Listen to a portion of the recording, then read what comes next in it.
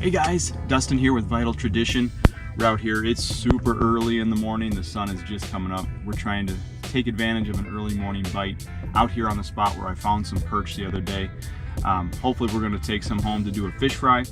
It's super cold out here, we got the heater running today, and show you guys here, it's all 1 degrees out here. Luckily the wind is not howling, so it is actually very tolerable inside the shanty. All right, let's get going here.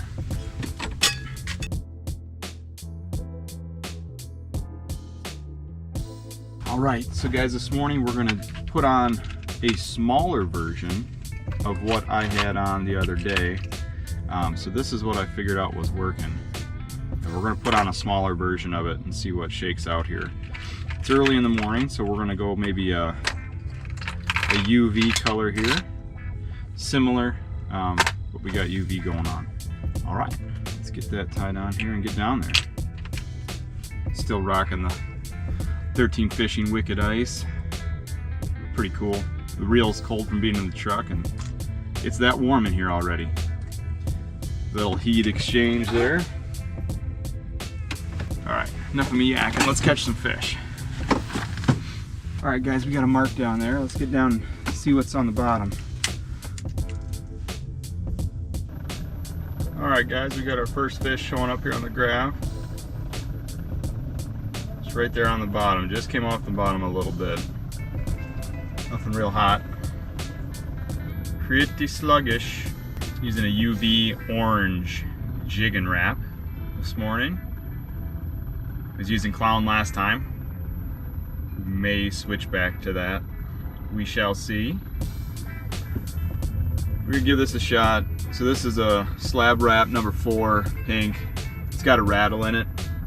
We're gonna see if we can't call them in here, and then we can switch back over to the minnow style bait if that's what they're wanting to eat. But we just gotta get something to swim over and pay attention to us here. You know, I'm not hearing a rattle in here. We're gonna switch out to the one I know has a rattle. All right, guys, we're using a slab wrap. You can see the bottom change there when I started moving. So there's something down there just taking a peek. All right, guys, there's a fish down there laying on the bottom that's interested. He's kind of slowly creeping up here. Let's see if we can get him to go. He's looking at it, but not really sure he wants to commit. The return is getting more solid. He's getting a little bit more directly under the cone here. That's a good sign. Let's see if we can get him to come off the bottom. Real subtle movements here. I'm just basically vibrating it in place, but he's not really responding to a whole lot of vertical movement here. I'm not going far in the water column. We'll see what happens when I come up and down here. Because he started looking at it when it was just sitting still in the water, so.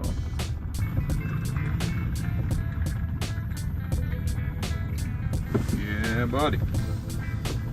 Now let's see if I can't spill this at least once.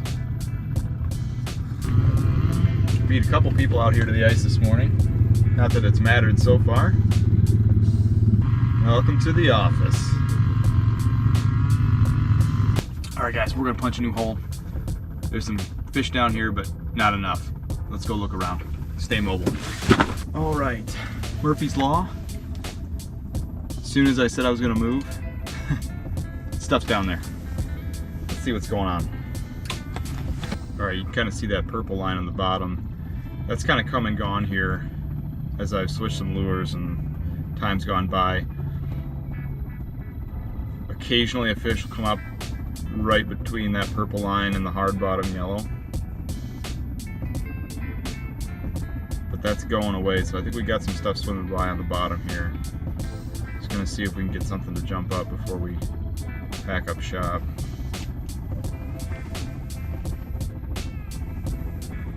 Switch spots.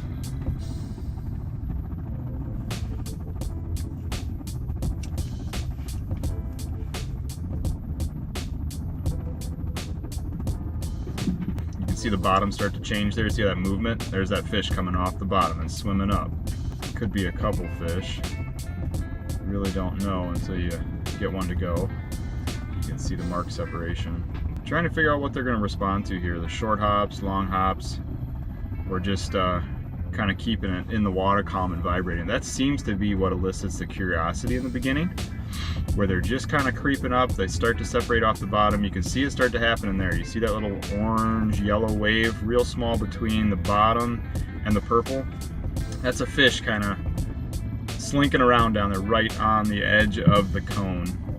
And it just starts to creep up. It's like, oh, you know, something's vibrating up there. I kind of want to see what's going on, but haven't hit full commit mode yet. So we've established that that will definitely tease them up off the bottom, but we haven't figured out what's going to make them commit yet. See how that one just came up and separated itself from the bottom, coming up a little bit more. That doesn't scream hot to me. Definitely coming up to take a look. Usually when the bite's on, they'll shoot right up like a rocket and just destroy the bait. That looks like 2 fish at least down there. Probably more. I'm guessing this is our perch school. Finally showing up here just a little bit shallower than I was on Wednesday. 25 feet.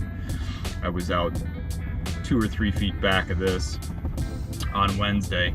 But we're on a contour. We're in a bowl in the main basin here on Lake Monona, and the fish are swimming around. They're not in one spot, so not too worried about it. We're just going to play the time game here and make sure we're close to the right spot, and then figure out and fine-tune what they want to eat.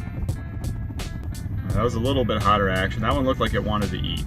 So whatever I was doing, it was a slow fall after a short hop, but I had stopped vibrating it. It's hard to say till they actually hit it, because you can see them move quickly up to it and then they'll turn. So you're not sure if they're turning because of the bait movement or because of something about the profile of the bait, size, the color. This one's coming up too, and that's a little higher. This one's coming up. This one might commit. We're gonna let them chase it a little bit. Here we go. Here we go. Come on. Come on. Come up and get it. He's right on it. He's nosing it. Nosing it. He wants to eat it. Come on.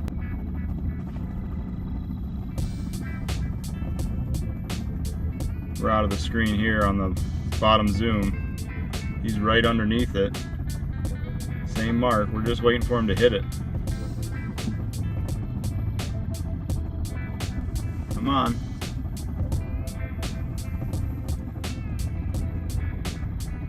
He came up off the bottom and wanted to hit it.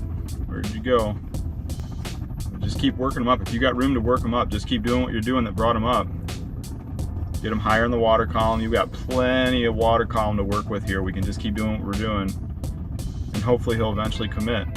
He was right on the bait. Now that's where maybe if we had some minnow heads tipped on this thing, that would have sealed the deal. It would have been right there like that, but bait shop was not open as early as we wanted to hit the water today, so we went ahead and started fishing without him. Definitely getting some looks. Yeah, here we go. One right off the bottom. He liked that I dropped down. Coming right up off the bottom. They're a little bit more active than they were this morning. Maybe something's happening here. Come on. Yep, he just knows it is going right back down, so something he didn't like about that. We're gonna have to maybe switch colors or size here, because there's no question that that fish was right next to the bait and wanted to eat. All right, we're gonna downsize. Now that they're a little bit more active and they're underneath me, I'm not trying to call them in. I'm not worried that there might not be fish even close to here. So we're gonna go to a little bit slightly more finesse and just downsize to, oh, of course I don't have clown in the next size down, but we will go baby perch here. And actually that's 2 sizes down from what I was using, but we're going to see if that's a difference maker. Again, we're not trying to call them in, so we're decreasing our profile. This one does not rattle, but we know they're coming up off the bottom and they're around us already. So let's see if we can seal the deal on some of these tougher bites. And they seem to like that first look. When you first get down there, something new. See if we can't get something going here. All right, so that was 2 sizes down on the jigging wrap, and we went from clown color to glass perch or fire tiger. All right, there's our bottom separation, and they're hugging bottom until they get excited, and then they'll kind of separate up here. Some of them are a little hotter than the others. All right, making yet another switch. We're gonna try a jig and wrap in UV yellow, UV green. All right guys, since we're gonna be out here a little bit longer than I normally have to fish, thankfully, wife's watching the kids, letting me fish a little bit. Thank you. And since we have a little bit more time, it's plenty warm in here. As you can see, I don't even have my coat on. With the heater running and this thermal shanty, it's very, very comfortable, even though it's 1 degree outside. However, the one thing that is just starting to remind me that it's cold outside are my feet. And my boots are not anything crazy, but they are resting in direct contact with the ice the entire time we're sitting here. So one of the cheap fixes for that is to take a little foam workout pad, or you can get those connecting foam pads that you can put down in workout rooms. This just happens to be a roll of foam I had laying in the garage, and just cut a piece out, set it down on the ice, put your feet on it, and it actually will help insulate your feet from that direct contact while you're sitting here for a length of time in the same spot. Now, if I was moving around, I wouldn't even mess around putting that down, because it's just not going to make a bit of difference when you're doing short-term sits like that. But you're sitting in the same spot for a couple hours, that'll pay dividends in the long run. So something to look into and consider when you're out on the ice as well. All right, we got one coming up off the bottom. Finally, it's been a while. I hope he hits it. Come on now. Oh, he just dropped down. Did you see that? Holy smokes. I don't know what my lure did to offend him, but geez, that was impressive. He got close and just did not want anything to do with it. Dang. Usually you want him to rock it up, not rock it down. Well, we're gonna go ahead and switch that bait out right now, because that was just ridiculous. We're close. I hope that wasn't something got caught on the tail, or maybe he got close and felt a barb. I mean, I guess that's possible. All right, we'll go down here again. It's an orange. We're just gonna figure it out. We've got attention. We just need to figure out what's gonna make him chomp here. All right, so far, I've pieced together, I think they're liking a slow fall or vibration in place in the water column. So basically calling them in with rapid, small movements with not a lot of distance covered in the water column.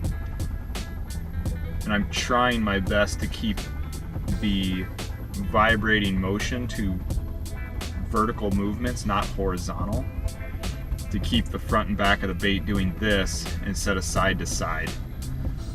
I think that's a little bit more natural of a presentation, and it's definitely drawing them up. We just got to figure out what's going to get them to close the mouth on it.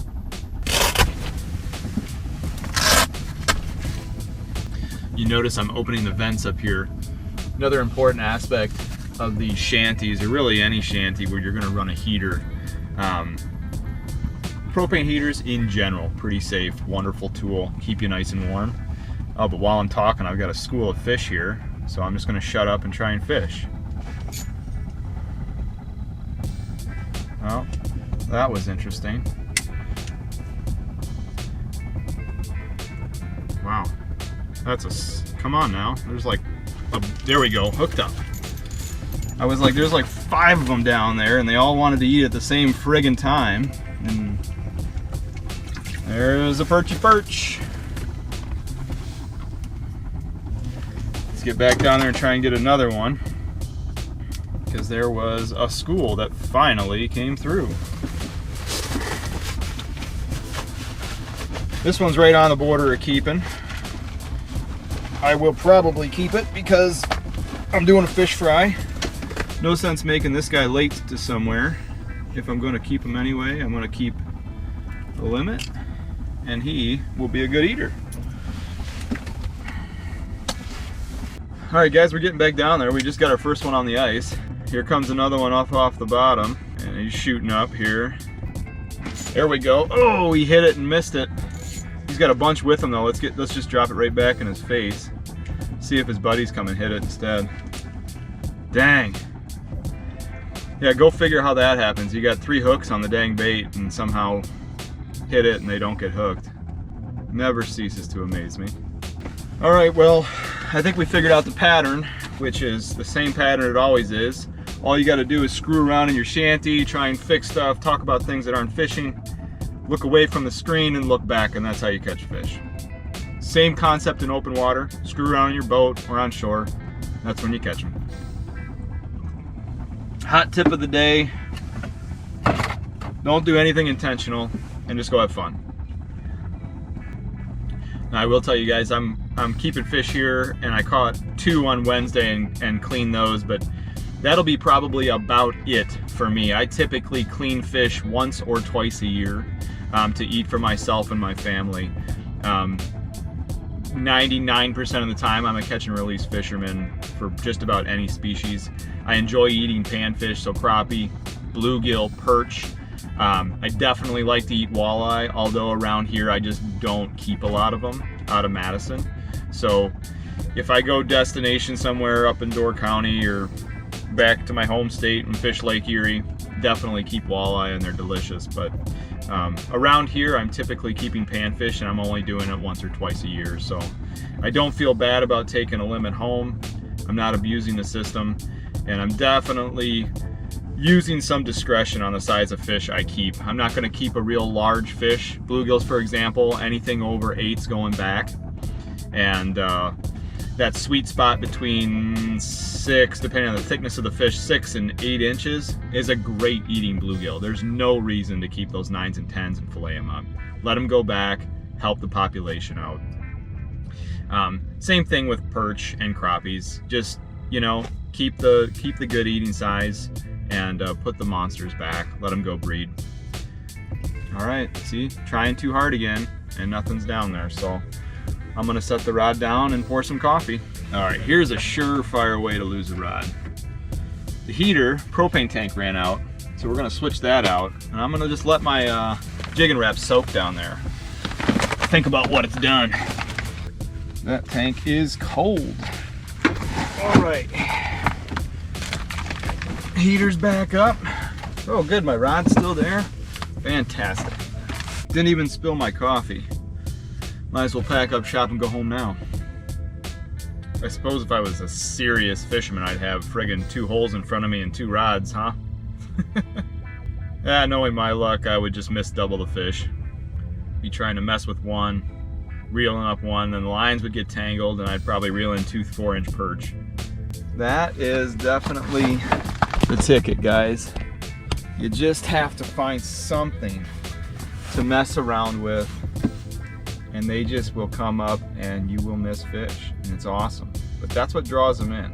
Don't need rattles, don't need special baits. Just need to find some coffee or a beverage or drop your tools. You know, do something that's not fishing and leave your rod soak. They'll come right in.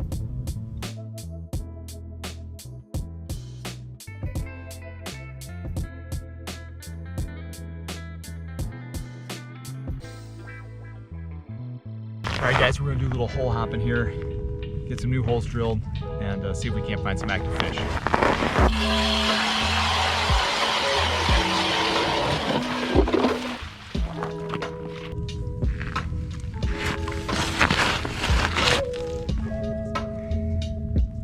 All right, guys, we got a mark here on the camera, right on the bottom.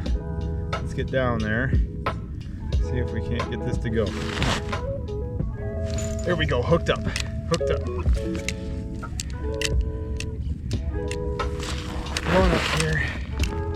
My reel got loose. Oh, now that's a perch, guys. That is a perch. Look at that. That'll go.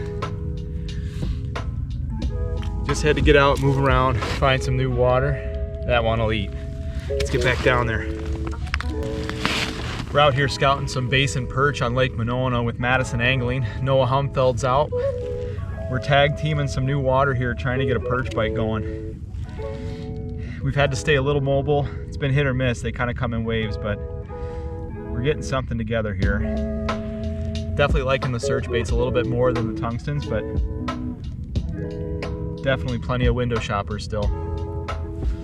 Now I've switched over to that UV green tiger jig and wrap, and I don't know if I just found an active fish or if that was the ticket, because he came up and smoked that. Definitely wanted it. I'm leaning more towards I found some active fish, but I don't know. Here we go. Here comes another one. Let's see what shakes out here. No, he didn't want that. Let's see if we can get one to come up. There's a couple of them down there. They like that drop. He's definitely reacting positively to the drop. Let's see if we can get him to go here. I know what we'll do. I'm gonna let out some line. And I'm gonna rest my pole right here, just like this. All right, we're gonna rest it there. I'm gonna do a quick Blippi dance for all you parents out there with young kids. I got 3 young sons, twins that are 4 years old, and I've got a 3-year-old, almost 3-year-old, all boys, and my youngest just loves Blippi. So, per his request, I'm gonna do a Blippi dance to get this fish to bite. All right, now we're gonna have to modify this. F-I-S-H-Y-Y, fishy!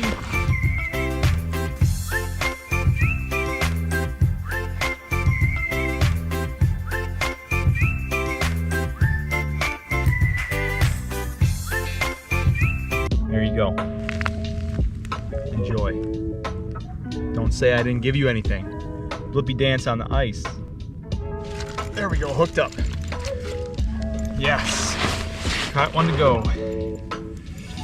Come on. Yep, there we go. Another nice one. That'll eat.